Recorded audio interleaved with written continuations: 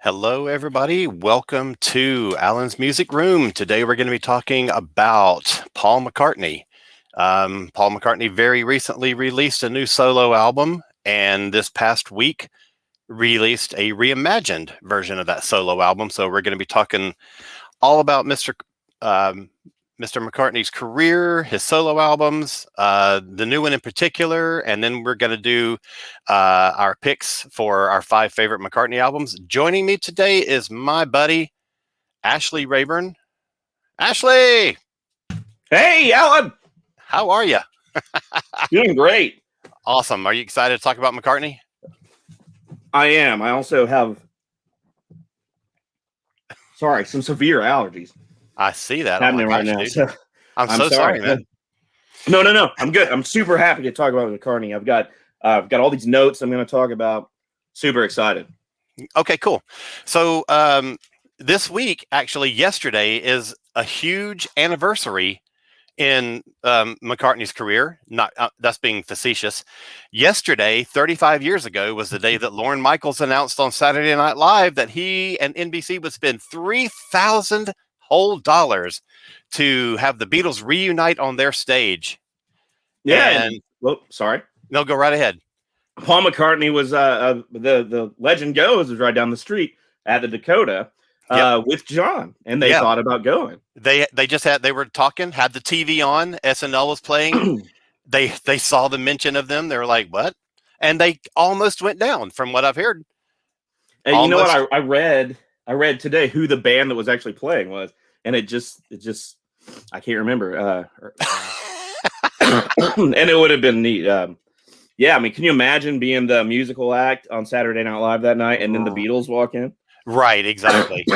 And 3 weeks later, I think it was, George shows up on camera and says, so, that offer, is it still good? And Lorne is like, well, it was for the 4 of you, not just one of you.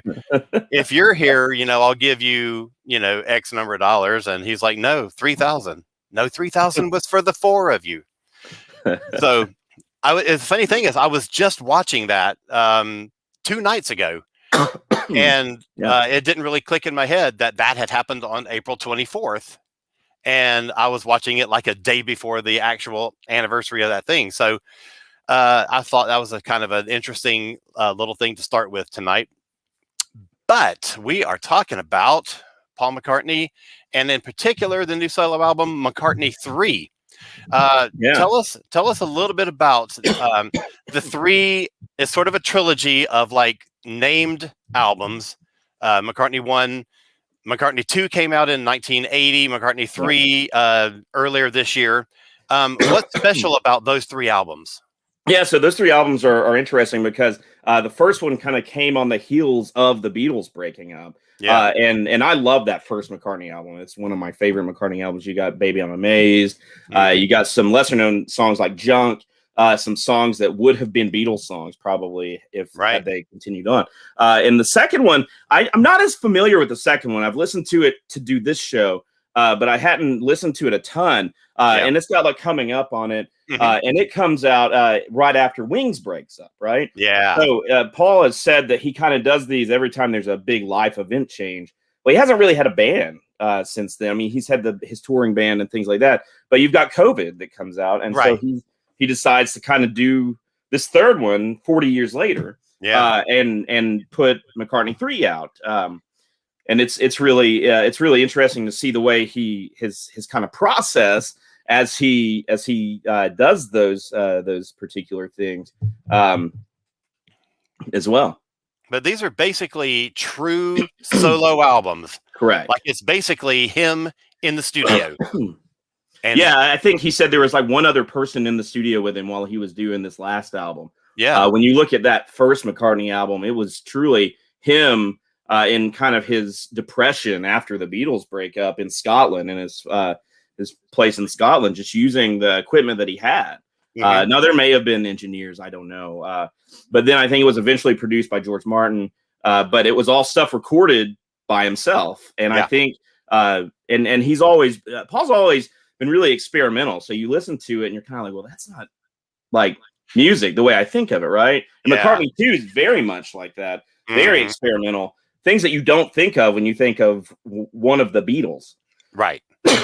And I mean, it's got some true electronica on there. I mean, it's funny to think, you don't think, well, who's your favorite electronica artist? Well, probably Paul McCartney, right? I mean, he's got some really neat things. And then he kind of was very experimental here. These aren't traditional songs that you think of that are written in any particular kind of format or rhyme or reason. I mean, they're good and they have structure. Yeah. But they're not. We don't think of them. They're not necessarily the kind of songs you think of. Not all of them are the kind of songs that you think of when you think of Paul McCartney. Right. And certainly there are some that are just like the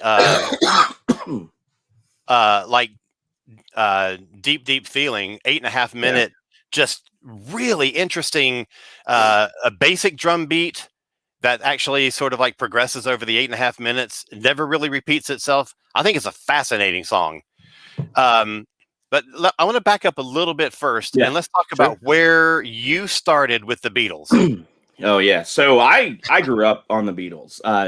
You know me from Doctor Who, and I always talk about growing up on Doctor Who. I also grew up on the Beatles. Like, my dad, I was introduced to the Beatles at a very young age, and they were just kind of always there. I'm not even sure they're my dad's favorite band so much, but they were. It's what I latched onto, right? So I've just kind of been obsessed with the Beatles, and then through in elementary school, I remember going in and being like, the Beatles, and everyone kind of being like, what, this old band? And it wasn't. I mean, we're talking 30 years ago. I mean, so this isn't recent, right? Yeah. And then by the time I got into junior high, I always had a Beatles book, a book about the Beatles under my arm. It was just kind of like what I did. And I remember people start being interested at that time when I was junior high. It was a junior high school. And I remember people starting to be like, oh, well, the Beatles, they like, it didn't make me any more popular, but but they sure did want to look at my books and all the books that I had. And then it just kind of grew from there. And beyond that, I mean, I'm just a massive fan. I did have the opportunity to see Paul McCartney in concert during the Driving Rain tour. That was in like 2001, I think. No, it would have been probably 2002 when we actually saw it, because it was after 9/11 and after his Freedom song, because he played that. And I saw it in Atlanta and at the Phillips Arena, and it was and it was one of those kind of weird situations. You go, and we had like decent seats, right?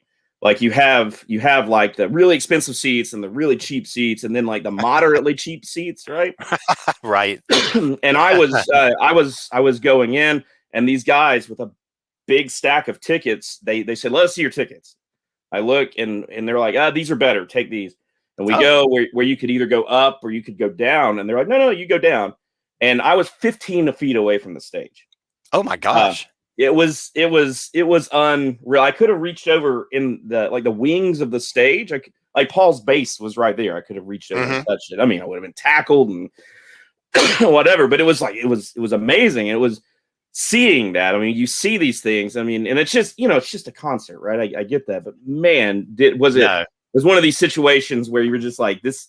I was supposed to have like $80 tickets, and I got like, I don't know, $300 tickets. Right. And it was incredible. If a concert is just a concert, then it's not good. Right. Any concert should be, you always want your concert to be some kind of like, transcendental experience, where it transcends you just standing there watching some people play some instruments. And that's right. And I remember Jennifer, my wife now, and my girlfriend at the time, she would just look at me, and she's like, what, you're not doing anything. I'm like, yeah, it's Paul McCartney. At one point I even said, he pointed at me. I felt like like someone, one of the girls in the 60s, the videos you see from the Beatles. I wanted to just scream. It truly is this weird, amazing experience. I mean, it would have been cool in the cheap seats, right? But or the less expensive seats, to be correct, to say that correctly. But when that was an experience I will never forget, and it was just circumstance, right? And it really did change the way I look at. I don't go to a ton of concerts, so that was just amazing. Yeah. When I was growing up, I'm a little bit older than you, so I was growing up, started listening to pop radio in like 73, 74, around that time. So, and of course, every kid who was, a little kid, around that time heard Octopus's Garden and Yellow Submarine, and I'm sure I heard Yesterday at some point, that kind of thing. But when I was starting to come into listening to the radio, the Beatles were 4 solo artists. I knew the name The Beatles, of course, but these were 4 separate artists who were all having their string of hit singles on American Top 40 radio. So it's interesting that, for me, later on, Wings was really kind of my gateway. It was kind of my entry into the whole experience. So Wings was sort of my Beatles, and so I kind of came around, through the back door in a way. And of course, later really heavily got into Beatles. Let me see what comments we have. Dan Lucky from Aberdeen says hello. Let's see. I hope you feel better soon, Ashley. Thank you. It's allergies. Pollen's the worst. Thank you. And Rob tells me, I love the fireman stuff and want more of it. I was just listening to a conversation between Paul McCartney and I can never remember, Phoebe Bridgers, who is on the new record. Yeah, we're going to talk about her. And he was talking about the fireman stuff and how that kind of got started, and how it was just he was actually talking about how it's hard to come up with lyrics on the spot for him. And in one of the songs, they're like, I don't know, you're Paul McCartney, go say something. And he's like, I just because I'm Paul McCartney doesn't mean I can just make stuff up, right?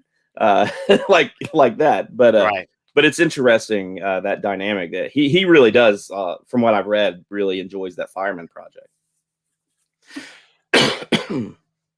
Phil Fogel says, I completed an item on my bucket list in 2019 and saw McCartney in Vancouver. Registered with Paul's website, got a number, and was able to get early tickets. Got floor seats, 4 rows back on the side. That's incredible. That is amazing. Oh my gosh. I've never seen him.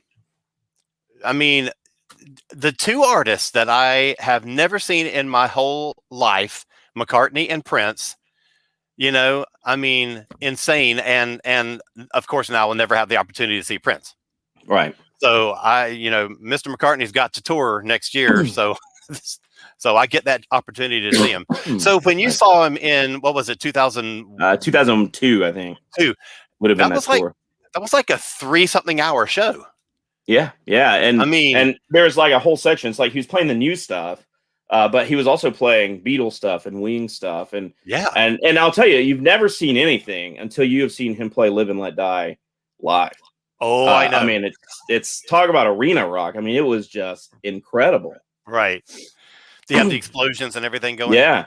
Oh my gosh. And I mean, that was the year that he was touring with Cirque du Soleil. So the opening act was Cirque du Soleil, and that's the tour. If you find Back to the U.S., I think Back to the USSA or USA. Yeah. I think is the name of the tour, or something USA, and the cover of it has like him to his back, and he has his back and his thumb has an American flag on it. That's the tour. So that DVD that put out is that particular tour. Right. Your wife verifies that, yes, he played all 3 hours. He did. It was incredible. And she was staring at me, staring at him the whole time. Right. That's awesome. And Rob Levy tells me that he saw him in Busch Stadium up there the last tour, and it was amazing. I really hope I get the opportunity. I mean, I've got like all the concert films, so I've seen him live, just not live. Right. So let's talk a little bit about the new album. McCartney 3. What do you think about it? What was your initial reaction to it when we first heard it when it first came out? Yeah, so I was really excited about it, and it was kind of one of those things because there were some early reviews of it, and they were talking that the one criticism that Paul McCartney has gotten over the last few years is his voice, and I don't think that's valid. Like I'm listening to it, and his voice sounds better on this album than I've heard it sound in years. It is just I really kind of want to start with that because I think that's the criticism I kept hearing. And I just disagree with it adamantly. His voice is just on point on this album. Every song. There's not a song that I'm like, ooh, I think his voice is a little weird. I don't think that's a fair criticism, and I'm very upset that that's the criticism that keeps coming up. Yes, he doesn't sound like he did in the 1960s or the 70s or the 80s. Yeah. But he sounds great, and his songwriting is still impeccable. Let's see. I think in this version of the album, my favorite song is it's towards the it's the one that was an original. It was the Winter Bird. It was Winter Bird When Winter Comes. It was an early cut. He cut that in the 80s, I think, and he just never finished it. He's like, well, let's go ahead and put it out. Yeah, I do remember you mentioning that one when we were talking about it back when the album first came out. That one really stood out to you. Yeah, that one is one of my favorites just because it sounds like a song we never got to hear. Because it was, right? I mean, it sounds like a song he would have written. I mean, it sounds like almost like a Teddy Boy or something like that. It has that sound, and his voice sounds different on that because he did it 30, 40 years ago. Yeah. And which I think is great. Yeah, and it's really nice, and it's got sort of a very retro feel to it. It sounds very traditional, very classic. Yeah, it's a gorgeous song. Excuse me. The first thing that you hear when you drop the needle is the instrumental. Yeah, I didn't like it. It's a little too simple. It's a little too, I don't know, something about it. I just wasn't really feeling it. The second track though comes in, Find My Way, and it starts out with that sort of like that little rollicking guitar part, and the tambourine comes in with the drums, and it just feels so great. Yeah, I absolutely love that song, and that was when I first heard the first track, I thought I don't know if I'm going to enjoy this. The second track comes along, and it's like, you got me. Yeah, loved it. And then he kind of goes on. I don't know if I had something to say about every one of these songs, but you've got like Lavatory Lil. Yes. That's just a rocker, right? Yeah. I mean, it just comes out. I mean, it's just sometimes I think Paul's like this great storyteller, right? Not only with the words that he uses, but with the way he structures albums. And that he's done that since Sgt. Pepper's. And you could argue that's the Beatles, but John Lennon would have argued it was mostly Paul anyway. That's true. So there's just some incredible Sliding is another one it's kind of fun. Man, I love it. Dan has a comment about Mr. McCartney's voice. Thought it sounded awful when he took part in the one-day international music event earlier in this pandemic. I think live you do get that more often. I think he's able to synthesize it. I mean, the man's 80 years old, nearly 80. So I mean, I get it. I mean, I understand the criticisms. I think with this album, I don't think it's warranted. What are some of the other tracks that really stood out to you? Let's see, A Kiss of Venus. It's not one that I'm just like, but it sounds it's got this kind of retro feel to it. It's kind of catchy. It's the song that kind of, when I think of that album, I probably think of this song just because The Kiss of Venus. Yeah, I think it's fantastic. It's just kind of, yeah. I love it. Sliding, as you mentioned, I really liked. The first time I heard it, I thought it was fantastic. We're going to talk a little bit more about the new release, the McCartney 3 Reimagined, but jumping ahead to that just quickly, That's the one that Phoebe Bridgers joins him on in the remake. And no, she did. No. She's the day. Yeah. I'm jumping tracks. I'm sliding. Is the one that was remixed by EOB, and man, it is fantastic. They upped the tempo considerably, and made the beat a little heavier, and I think it sounds terrific. It's my favorite track on either of the two records. It's my favorite track. Yeah. Speaking of Phoebe Bridgers, and I know we're talking about that in a minute, but "Seize the Day," I thought was an all right song. Yeah. I thought it was fantastic in this new version. I do too. I really am becoming a big fan of hers. I caught her kind of early on, too. And I think she's just terrific. And I'm really excited about, she's really young in her career, and and she gets asked, and that that's kind of an interesting point, is that none of the people that join him on this Reimagined album are like classics. There's no legends. There's no Clapton. There's no people he's been friends with forever and ever. There's no. And when you first told me, I missed this announcement. And you told me about this. The thing that I said to you is, "Oh, I guess Taylor Swift is on there," and she's not. Right. And I thought that was interesting. I think the most classic of the names that I've seen, the most classic is Beck. Exactly. Beck's on there. But yeah, I think you're right. Those names are really, and they're very like avant-garde artists for the most part. So he could have gone with well-known names, but he didn't. And I think that goes back to the roots of this project, right? I mean, that one, it was basically like, okay, well, I didn't do a lot of electronica on this album. Let's go and make it. Let's go and make this very remixed electronic version of this. Yeah. And I think that it's obviously a deliberate choice on his part, and I think it's hugely successful in that it really sort of brings this album into like a whole modern feel that it might not have otherwise.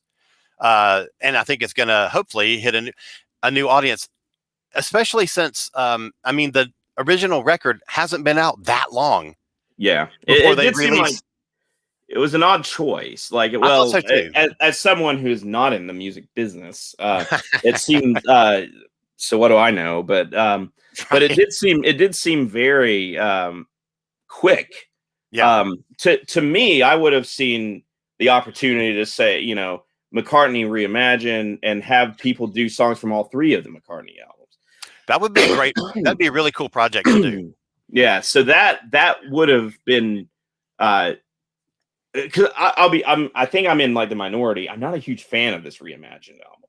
Okay. All right. And it's not that I dislike it. I think it's very good. Yeah. I just don't know what it adds. I'm listening. You said it brings in a new audience, and you're probably right. And I'm an old guy that's pushing 40 and I'm losing my hair. So so it doesn't appeal to me. And maybe it should, as a Paul McCartney fan and a music lover. Maybe it should. I think I'm just being closed-minded, and I think as I listen to it more, I will like it more. Yeah. I loved the Phoebe Bridger track. Like, yeah, incredible. Like, I could listen to that over and over and over. Not much more appealed to me though. I and maybe it's just I love a good guitar track. I know those things, and this is much more electronic and remixed, and they're changing the pitch. Which is great. I love that. It just didn't hit me like I thought it was going to. It was a different project than I thought it was going to be. I think it's right. One of the things that I really dig, and that's partly because I didn't like the original, was the opening instrumental "Long-Tailed Winterbird." Long-Tailed Winterbird. Sorry. The remix of it, I think, is absolutely gorgeous. It's very airy. It's very atmospheric. I think it's just phenomenal. I like it a lot better than the original. It is one of the standouts on the Reimagined album. I think overall, I would definitely prefer the original, just because it is truly McCartney. Oh, Elizabeth wants to know, is Paul dead? Well, thank you for bringing that up, Elizabeth. I was actually going to say that both of these projects are incredible achievements for a dead guy.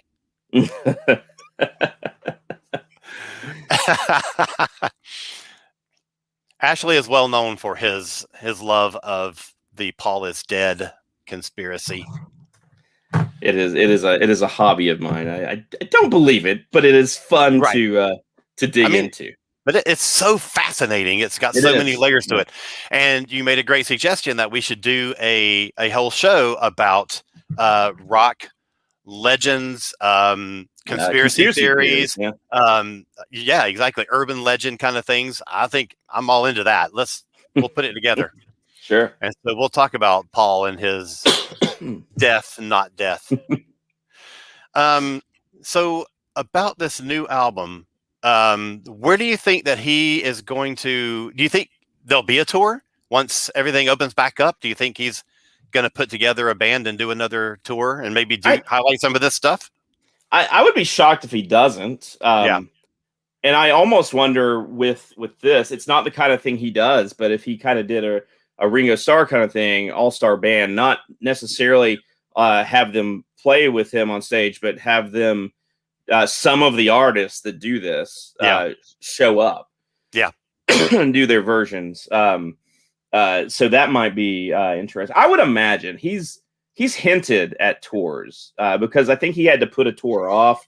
And I think there is this last year, and I think he's planning on. The thing about Paul McCartney is, for me, it's in the Beatles. It's more than just listening to the music. It's like there's this story, right? So I strangely spend a lot of time like listening to interviews and things that John Lennon did, or George Harrison said, or Paul McCartney says now. You get a lot about the story from doing that. Yeah. Dan is interested in knowing what our favorite songs from McCartney 3 is, and do you think it was improved or not by the Reimagined? Yeah. My favorite track is the When Winter Comes, or When Winter Comes, mainly because it's that original version. My favorite track on Reimagined is Seize the Day with Phoebe Bridgers. So they're not necessarily the same tracks, but I think I really enjoy the remix of When Winter Comes. I think it's gorgeous. I don't think it tops the original, but I do really like it. Favorite real quick, I do want to say the neat thing about this is most of these, not all of them, but most of these are still Paul McCartney singing these songs. They're just remixed. It's just they gave the tracks to someone. Yeah. And they remix them. Most of them, which I thought was kind of. I do have to appreciate that. That aspect of it. Yeah. There are a couple though that are like pretty much redo. You know, like Josh Homme doing Lavatory Lil, which I don't think is as good as the original. I think the original is just a great, catchy, groovy tune. And Dominic Fike's version of Kiss of Venus, I think, is fantastic. Yeah, I did like that one. As well. Yeah. And of course, Seize the Day was kind of redone. And the neat thing is they're still done with the elements of the song. Mm-hmm. So one of the things I was listening to is on Seize the Day, they pitched down the drums. So it's still the original drums. They've just pitched them down. So I thought that was really, really cool. Mm-hmm. Deep Feeling is one of my favorites on the original, just because it's so unexpected. It has this really slow, sort of gradual reveal over 8.5 minutes, where it just, sort of leisurely changes and shifts, and never quite comes back to the beginning. I think it's fascinating. And the remix is good. I don't think it's as good as the original. But my favorite, as I said earlier, is Slidin'. The EOB remix is just fantastic. I absolutely love it. Just because they increase the energy of it so much. But overall, I mean, 2 really, really great albums, and it's 2 completely different experiences of the same thing. So I enjoy them as a pair, basically. Right. All right. So do you have any other notes that you took that you want to share before we move to another thing? Not specifically, no. All right. Then, talking about Mr. McCartney's career as a whole, I asked you to select your 5 favorite McCartney albums, whether that be with Beatles, with Wings, or solo. Yeah. All right. And I know that's a tough challenge. I know that that's a tall order. So tell me what your first pick is, and we'll alternate. We go back and forth. So I'm doing this in reversed order, okay? Because I think you have to end with the best. So there you go. That's what I'm doing. Let's see. So I'm gonna pick for my. That's actually, you know what? This is just a random order, but I'm gonna end with the best one. McCartney, the first McCartney album is right up there. You've got Baby I'm Amazed. You've got some smaller songs. I think Teddy Boy and Junk. It feels like a continuation of Abbey Road, because largely Abbey Road is such a McCartney heavy Beatles album, and then it kind of just you've got Abbey Road, and then they released Let It Be, which was recorded before Abbey Road, and then you've got McCartney, which actually comes out I think right before Let It Be, or right at the same time. This whole thing. It did. It came out right before the last Beatle album. Yeah. So it's such a good. It works very well. Like it's almost there's almost like this through line with the kind of stuff he was doing on Abbey Road, and then this kind of almost lo-fi sound of McCartney. But it was some tracks that didn't make it on the Beatles albums. There's a lot of other songs as well. And it was lo-fi, recorded, like we said earlier, on his farm, but just so good. Okay. Let me go. My first pick is going to be, I'm a big Wings fan, as I've said. So my first pick is going to be the last Wings album, Back to the Egg, which I think is such a great record. I think it kind of gets overlooked. I think the most overlooked Wings album is London Town, but it's a really kind of laid back, sleepy sort of album. And they come back a couple of years later with a couple of new band members, and they come out with this really rockin' album. It's such a great record. A lot of guitars. I just think it's fantastic. If you're going to end a band career, end it with something really strong. And I think that they absolutely did. It's kind of interesting in that it sort of divides equally between a side one that's all rock tunes and side two, which is all kind of like ballady, sort of like folky kind of stuff. But everything on it is so good. Highly recommend it if anyone has not heard it and is a McCartney and Wings fan. So, what's your next pick, mister? Next one, I do have this on vinyl, so I had to bring it up. Venus and Mars. All right. I love this particular album. You've got Venus and Mars, which goes into Rock Show. Yeah. And then you have one of my favorite songs from Paul McCartney is Magneto and Titanium Man. It's this weird song that's like kind of inspired by comic books, very much inspired by comic books. The story is that he would get comic books for his kids to read while he was recording to keep them busy. And then he would just he wasn't really a fan, but he'd read them. And then he did this. And a few years later, you get Jack Kirby drew this great picture of Wings. Yes. Of, I think Magneto, like and Wings kind of flying around, which is great. It was just, I think he gave it to Paul. It was they used it as a backdrop when they played the song live. Oh, did they use that? Yeah. But I love that particular song. It's such a fun song. Absolutely. So I love, I was listening to this a little bit today, and it's just a really, really great album. The cover art's simple, but it's so much fun. I really enjoy this. And that's a Wings album as well. Yeah. Yeah. All right. Well, okay. For my next pick, I was torn between Venus and Mars. Yeah, there you go. And since you've picked that already, then I am going to go with Wings at the Speed of Sound. Okay. I really enjoy it, partly because it's an actual band album. I mean, they all kind of were, but in this case, everybody got a song. Everybody got to sing lead on something. So you sort of got the personality of each band member. You always got Paul and Denny Lane sort of leading the band. But in this case, Jimmy got a song, Linda got a song, Joey got a song. So everybody got their moment in like the spotlight, and it's such a good song. And Denny Lane's songs on this album are so good. They're just some of the best Wings songs there are. I'm going to talk a little bit more about them in one of my other picks, but those two albums to me are kind of like two sides of a coin. They just totally go together, and they are like two halves of one whole. And I think they're fantastic records. All right. I have this one might be on your list too, so it may not be. I don't know. Band on the Run is honestly probably my favorite. I'd say solo career, but it's not solo career because it's Wings. But right.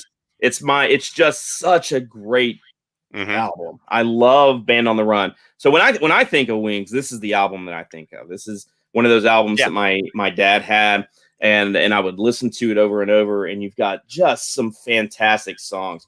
And again, it almost was kind of what he would do in the Beatles, and he had it's very much. It feels like a Sgt. Pepper's. It feels like there's structure to the album. And I just love that cover. I wish I had that one. It's one that I thought I had, and I don't. But I love that cover art too. You've got all the you've got the spotlight on them, and they're running away, and I love that album. Yeah, it's fantastic, and it was on my list, but I knew you would pick it. So why did you know I would pick that one? I don't know. Well, it seems like a very Ashley album to enjoy. It does, but also it's such an iconically McCartney album that I just had a feeling that you would go with it. So I went a different direction. So that one we don't cross over on, which is good. So my next one, what shall I do next? Okay. Later on in his solo career, there are so many great McCartney solo albums, but this is one, and I think you might have this one on your list too, because it's one that we both really love. Yeah. And you know what I'm talking about, don't you? I hope so. Is it? Yep. Flowers in the Dirt. I'm so glad you have this, because I was really torn because there's another one I want to talk about, but this one really is so good. Yeah, it really is. And when they did the deluxe reissue of it with all the home demos and everything, I swear it just brings that album to life. You know? With Elvis Costello. Elvis Costello produced this album. Yeah. And the demos on there, I will tell you, the version on there of My Brave Face that they did so much better. Now, I also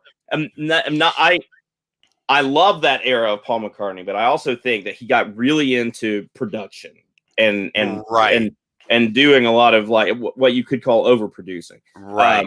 And that song sounds completely different when you hear that version. And I was just like, why couldn't they have just done that? That it was just so good. I love that Elvis. And sorry, I don't mean to take away. No. You go right ahead.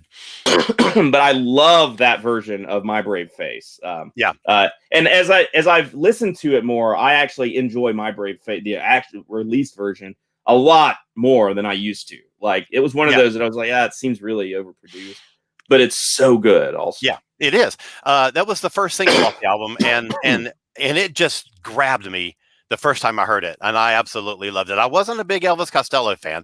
I know his stuff, and I like a lot of his songs, but I've never been a big fan. But I absolutely loved what they did together on this album. But there's so many great tracks. You know, there's Figure Eight is fantastic, and Rough Ride is fantastic, and just a lot of stuff. This one, I adore that song, and Put It There also is. Oh yeah, absolutely fantastic. So good. Those are actually two of my favorite Paul McCartney songs. Those particular songs. This one I first heard, I don't know, in the 90s, probably right after this came on. There was I don't remember the name of it or what tour it was, but there was a concert video that was released, film that was released, and it was right around the time this came out. It may have been a little after, and it was I think they like played it on the Disney Channel or something like 100 years ago, right? I mean, in the 90s. And I have it recorded on VHS, and I would just listen to that. And whenever that song came on, it was just the video's super crazy too. I mean, it's just weird to watch that particular video. It's really cool. I'm sorry, I love that song. Yeah. Let's see. There's a couple of other comments that I'm going to get to after we finish this segment. But Dan says, "Wow, you guys are big Wings fans. A shame so few of the picks are Beatles records." Well, okay. Beatles is a completely separate category to me. And I'm going to talk about that in a minute because we both do have Beatles albums on our lists. But personally, he doesn't rate Wings stuff at all. That's fine. Interesting. And Pat says, "Came here to blushingly admit that I paid to see Give My Regards to Broad Street 4 times in the theater." That's awesome. And that's like one of the most Cat things I've ever heard. So I think that's that is absolutely on brand for you. And almost got arrested breaking onto a closed platform on Broad Street Station because I wanted to sit at the same bench where he sat in the movie. That's fantastic. Wow. Thank you so much for sharing that story. Okay, back to our thing. How many do we have left? I got 2 left, right? So what's your next pick? Okay, my next one. Although I do want to kind of, since Kat said that, honorable mention. I actually have this, like, Give My Regards to Broad Street's one of those that, like, I it's not on my list, but I have to say this because I think it's super important. No More Lonely Nights. Yeah, I will just, like, sometimes I'm like, I just need to hear that song. Yeah, and the only version is it's like that you can on YouTube, or the version I watch is the part from the movie where he goes to the top of the building and he's fixing the signs not working, and then he does like the flashbacks of the whole movie. And I guess it's the video for it, but man, I love that song. But that's not my next pick. All right, so Flowers in the Dirt. I'm glad you did that one. I love that particular album, and I really wanted to talk about this. There are 3 albums that came out in the late or in the 2000s, and I'll pick one of them. But these 3 albums work almost like a trilogy of albums. This is Driving Rain, Chaos and Creation in the Backyard, and Memory Almost Full.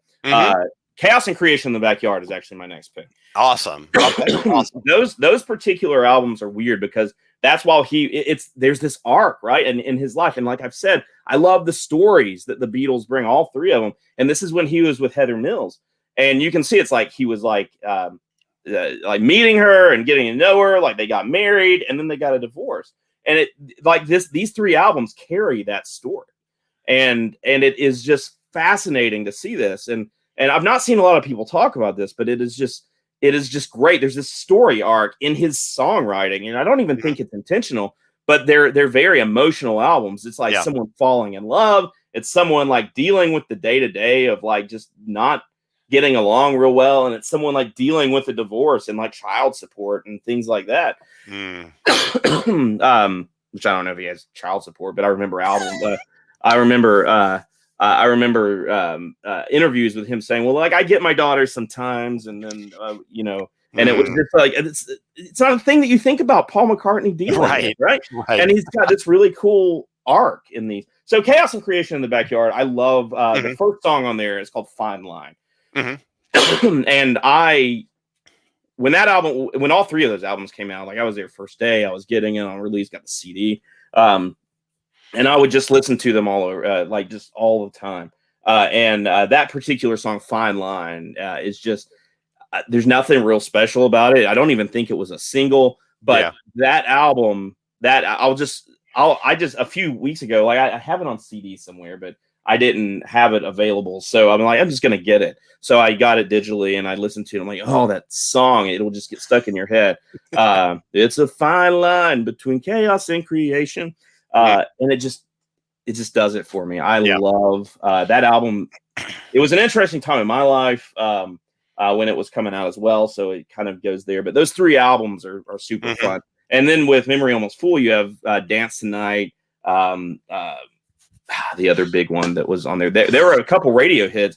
I don't think there were any radio hits really on the first one, Driving Rain, which is sad. Those are albums that are just missed, and no one really talks about them. But I think they're fantastic. Yeah. Well, I'm glad you brought those up. That's a really good pick. Because I think a lot of his later stuff doesn't get that kind of attention. So for my next one, before I move on, Kat says, No More Lonely Nights. Oh, so good. It is. And I love that song. David freaking Gilmour on the guitar. That's right. It's amazing how David Gilmour can totally transform a song. Any song that he's on, he always sounds precisely like David Gilmour. And, people hire him because they want David Gilmour on their record, and he sounds exactly the same every time. And it just elevates everything he does every time. I mean, Berlin, of all things, has a song that's got a big David Gilmour guitar solo at the end, and it just lifts that song so much. So yeah, David Gilmour, man, he's the dude.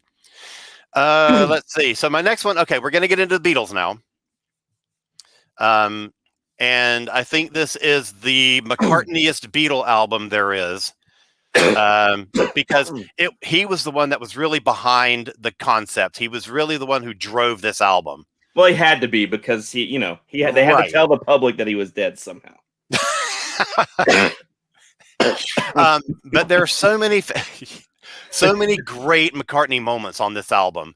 The title song is absolutely one of my favorite Beatles songs ever. You've got Fixing a Hole is great. She's Leaving Home is just phenomenal. All the songs that John Lennon hated. Of course. Of course. Now, I will say it's a cute song, but I'm not a huge fan of When I'm 64. But Lovely Rita is a quirky, snapshot of life kind of thing that McCartney likes to do. Or it was a clue about Paul McCartney dying. Well, it certainly can be that. And we'll have to put together an urban legend / conspiracy theory episode and talk all about that. But somebody asked another question about that earlier, so we're going to get to that in just a second. Sure. So, Sgt. Pepper, I think, is an absolute masterpiece. And, with McCartney driving the bus, I think that's and the reason I didn't do more Beatles picks is because the Beatles always get represented heavily on these kind of things. And I am a big Wings fan, and I am a big solo McCartney fan. And so we're going to be doing a Beatles episode at some point, and I didn't want to completely trample on what we would be doing later on. So for me, it's I did kind of stick mostly to Wings and to solo. All right. So what's your number one top pick? Number one top pick. So speaking of so I agree. I could have picked Beatle albums, but I decided not to because I wanted to kind of focus on Paul McCartney. But my number one top pick is my all-time favorite album ever made. This is Abbey Road. I do love Sgt. Pepper's. Sgt. Pepper's is great, and it probably and honestly, it's probably a better album. But I adore this album. No, this is my favorite also. That I will blare. And to me, you said that Sgt. Pepper's is the most McCartney Beatle album. I feel like this one is super McCartney. Now, there's a lot of Lennon songs on here, some very good Lennon songs. Yeah. And you've honestly got two of the best Beatles songs ever made that were George Harrison's songs. Oh, yeah. You don't have to talk to me about George Harrison, man. I know. He's my Beatle. He's my Beatle. But you, there's just it has this flow to it. And one thing we haven't talked about with Paul McCartney, and it really shines through on this album, shines through on other Beatles album too. And that's his bass playing. Like, that's true. John Lennon always said Paul McCartney was an inspired bass player. When you listen to the bass lines, I honestly can't think of anyone that is as melodic with bass lines as Paul McCartney is. I mean, you could take everything out and just listen to the bass line. You'd have an incredible song. The bass line in I I think Here Comes the Sun, which George Harrison hated. But man, that bass line. Yeah. Because he thought it was overly complicated. And honestly, it was. But Paul McCartney is someone who has notoriously talked about not knowing how to read music, not understand music theory, these things. But you listen to this, and it is orchestral. The way that he creates bass lines. Absolutely. For someone who is just very much like, I don't know anything about like the technicalities of music. And he's putting these bass lines together. It is just unreal. Mm-hmm. So Abbey Road, it is my all-time favorite album of ever. So that was an automatic pick. It is just all over the place. This is my favorite thing that Paul McCartney has anything to do with, because it's my favorite thing that anyone in the world has anything to do with as it relates to music. And I also knew that you would pick Abbey Road. So that's one of the reasons I went a different direction. And you cannot argue with that. Abbey Road is the greatest record probably ever made. I just think it is an absolute masterpiece. There's a lot of people that don't like it, but my goodness, I think that album is just perfect. If you ever ask me what a perfect album was, it is Abbey Road. That album, it completes the story. Again, I keep coming back to that idea of the story. It completes the story. I mean, it ends with a song called "The End," which is amazing. And they're doing the dueling guitars, and if you listen from "Please Please Me On," it finishes the story, and it is. I love that. I do too. Now, our best friend Josh, I believe, had the argument with you between that album and Sgt. Pepper. Yeah. So hopefully he'll be pleased that those two ones are the ones that we picked for our representative. Well, I mean, I'm sure if he's on here, he's cursing me and telling me I'm wrong. But that he just does that anyway. Of course he does. Yeah.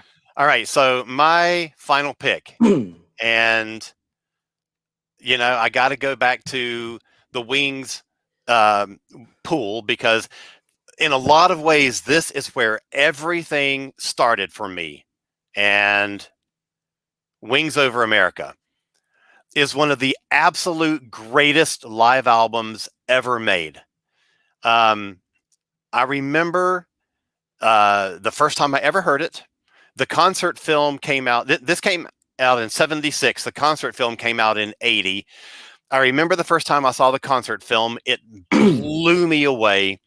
I said earlier about how when I started listening to popular music, the Beatles were 4 solo albums.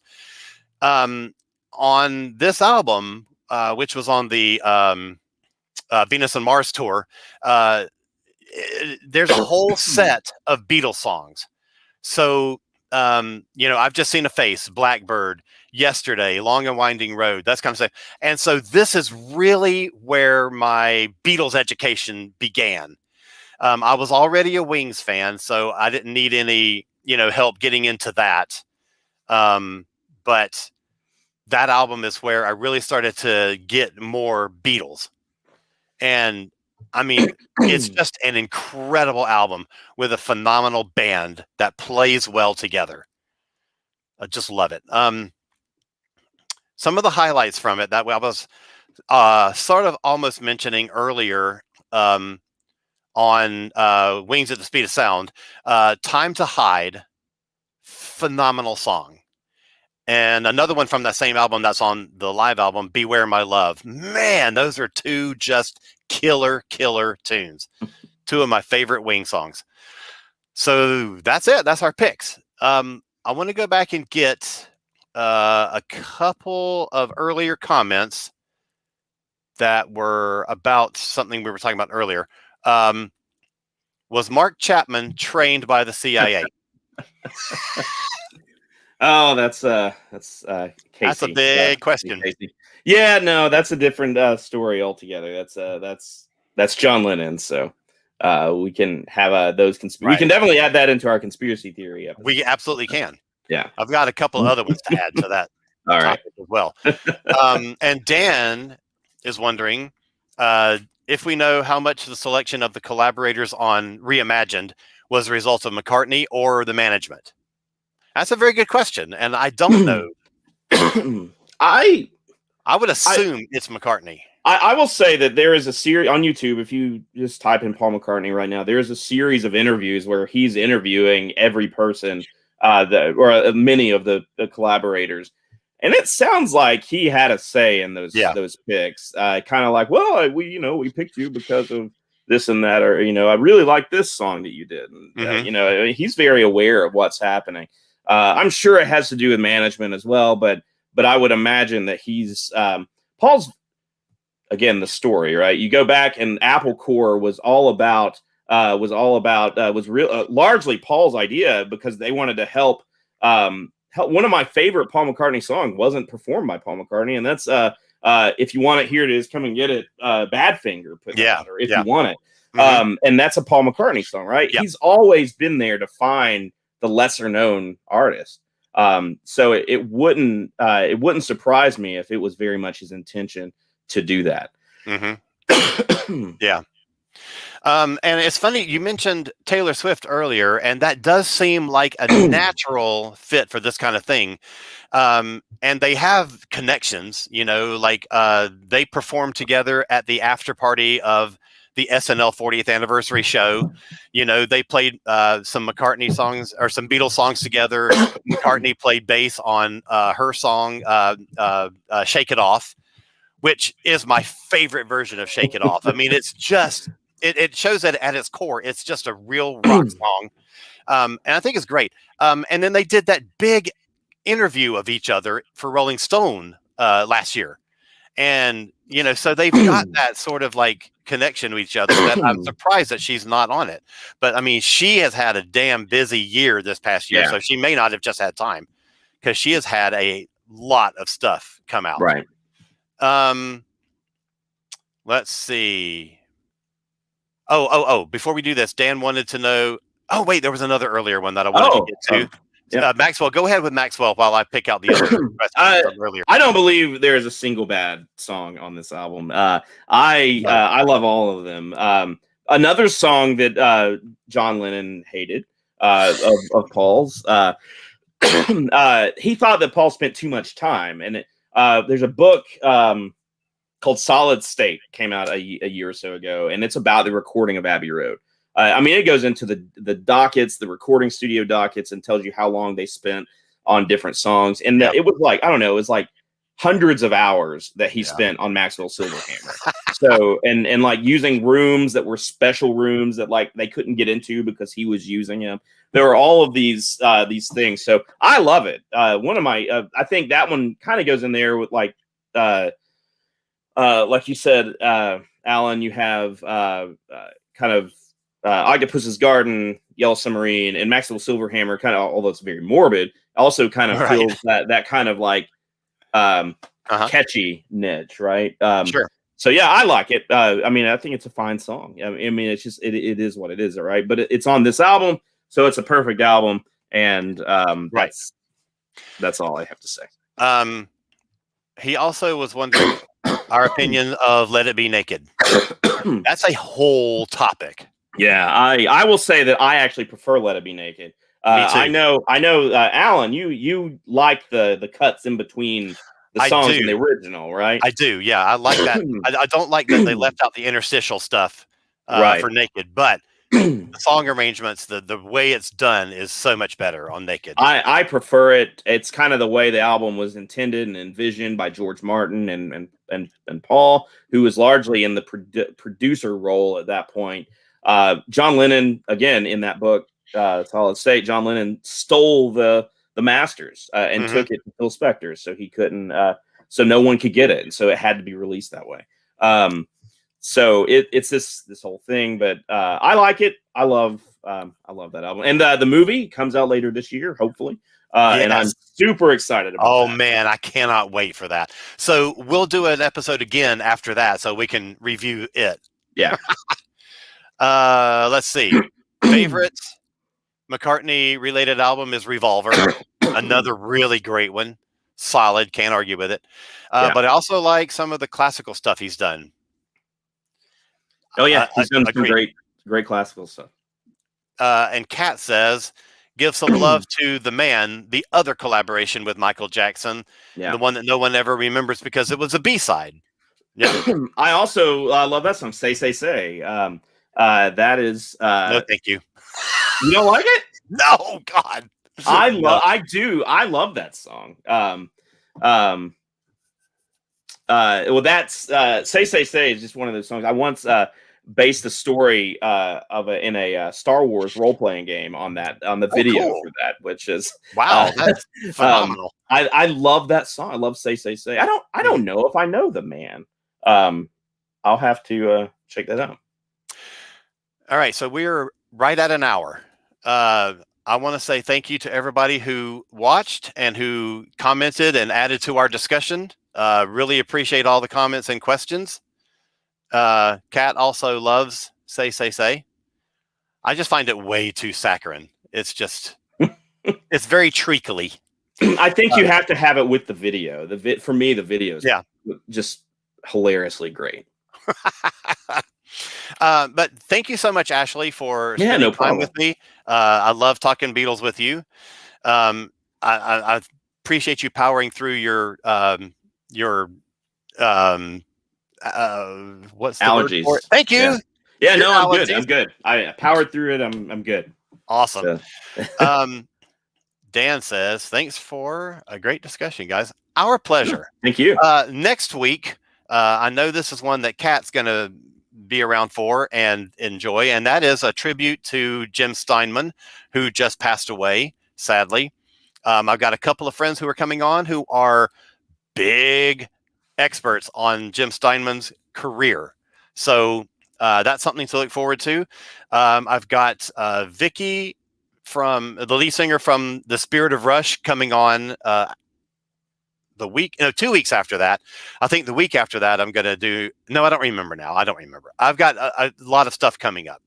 I got a whole show about musical guests on SNL.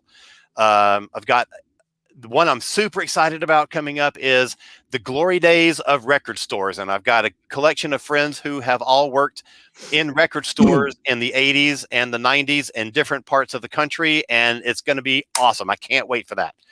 So, Ashley, thank you so much for hanging out. No problem. Thanks for sharing your McCartney picks. And I hope everybody has a great night. See you next Sunday night. Take care. Have a great week. And we are out of here.